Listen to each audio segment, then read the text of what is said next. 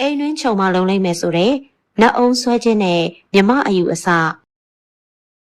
မြန်မာနိုင်ငံသားမှန်ရင်အိမ်နောက်မှာဆင်လေးချိတ်ပြီးအုံသီးတစ်လုံးဆွဲထားတာကိုလူတိုင်းမြင်ဘူးကြမှာပါဖျားစင်ရဲ့အောက်ဘက်ညာဘက်ထောင်လေးမှာခက်နှိမ့်နှိမ့်ဆင်လေးတစ်ခုထားပြီးအုံသီးလေးဆွဲ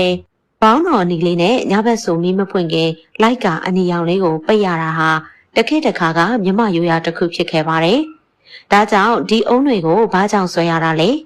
အုံဆွဲခြင်းတလိဘဲကစတယ်လဲအုံဆွဲခြင်းအပြင်ဘလို့အကျိုးကျေးဇူးတွေရတယ်လဲဆိုတာက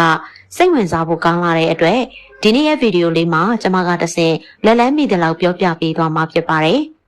တကယ်တော့အုံဆွဲခြင်းရဲ့အဓိကပြမှတ်ဟာမြမနတ်ကိုးွယ်မှုမန်တိုင်နတ်ကြီးလို့တင်စားကြတဲ့ပပဲမောင်တင်နဲ့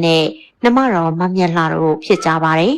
38မိနစ်မှတ်တမ်းတွေအရ AD 400စုပကံသေးလေချောင်းမင်းလက်ထက်တကောင်းပြည်မှာမောင်တင်နယ်ဆိုတဲ့လူစွမ်းကောင်းကြီးတူရှိခဲ့ပါတယ်။မောင်တင်နယ်ရဲ့ကာယစွမ်းအားဟာ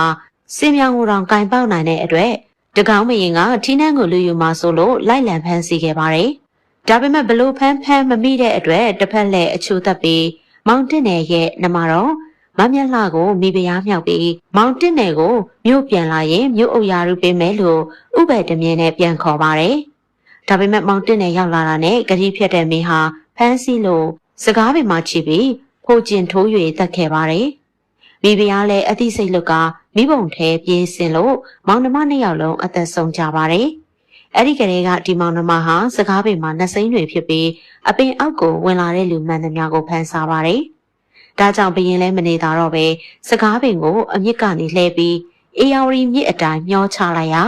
ရေစီးအတိုင်းမျောလာပြီးပကံစိတ်ကမ်းမှာတောင်းတင်နေခဲ့ပါတယ်။ဒါကြောင့်နတ်မောင်နှမဟာပကံပြည့်ရှင်တေလဲကြောင်မင်းကိုသာအိမ်မက်ပေနေရာတောင်းကြရပြီးပကံမင်းလည်းအဲ့ဒီစကားတုံးကြီးကိုအယုတ်ထုကဥပ္ပါထားမှထားပြီးပြတ်သက်ဆောက်လို့နေရာအပိုင်းစားပေးခဲ့ပါတယ်။အဲ့ဒီကနေစပြီးနတော်လာရောက်တာနဲ့ကျွဲပြူနွားပြူစိတ်ပြူဝက်ပြူတေအရက်တွေစုံစုံလင်းလင်းနဲ့မင်းမိဖုရားအစုံဥပ္ပါတောင်ကိုတက်ကတစ်နှစ်တစ်ချိန်ပူဇော်ပါတာခဲ့ကြပါတယ်။ဘရင်နဲ့မိဖုရားကဒီနှစ်နှစ်ပါးကိုတလောက်မြောက်စားမှာတော့တိုင်းသူပြည်သားတွေလည်းမနေတာတော့ပဲမင်းမဟာဂီရီရဲ့လို့နာမည်ကြီးတဲ့ဒီမောင်နှမကိုအိမ်တိုင်းလိုကိုးကွယ်ရပါတော့တယ်။ဘရင်ကလည်းဒီနှစ်နှစ်ပါးကိုခေါင်မုံမှန်သမျှအပိုင်စားရစေဆိုပြီးမင်းအမိတ်နဲ့လုတ်ပိုင်ခွင့်အကုန်ပေးခဲ့ပါတယ်။ဒါကြောင့်သူတို့ကိုမကိုးကွယ်တာနဲ့နှစ်နှစ်ပါးကစိတ်ဆိုးပြီးအမောင်ပယောကကတ်အောင်ပြုလုပ်ကြတဲ့အတွက်ခေအဆက်ဆက်ကိုးကွယ်ရင်ခေအဆက်ဆက်မှာပကံရွာတာစလီပကန်းငယ်ငါတယောက်တရွင်းနိုင်ကြောက်ပတောင်စတဲ့နေဒေသကလူတွေဟာပုပ်ပွားကိုဥတိုက်ကဖြင့်ကျွဲနွားဝက်ကျက်အရက်သေးစားတွေနဲ့ပါတာပူဇော်တာကိုတလေးတစ်ခုလိုလုပ်ခဲ့ကြပါတယ်။ဒါအပြင်ပူဇော်ပေးတဲ့တရိတ်ဆန်ကောင်းတွေကိုလည်းနတ်တွေမြင်သာအောင်အိမ်ရှိနတ်တိုင်မှာချိတ်ဆွဲထားကြပါတယ်။ဒါကြောင့်ဗုဒ္ဓသာသနာထွန်းကားရေးကိုဦးစားပေးတဲ့ဘရင်တော်စင်ဖြူရှင်မင်းတရားကြီးလက်ထက်မှာတော့အဆိုပါမိစ္ဆာအယူဖြစ်တဲ့နတ်ကိုးဝယ်ခြင်းကိုတင်းတင်းကြပ်ကြပ်တားမြစ်ခဲ့ပြီး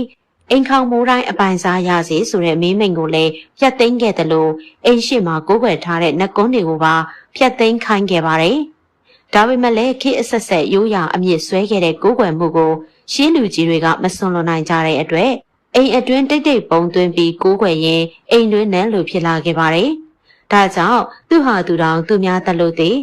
တော့လေလူတွေကိုဒုက္ခပေးတေပြီးတဲ့အထိဘရင်ကနေရာမပေးလို့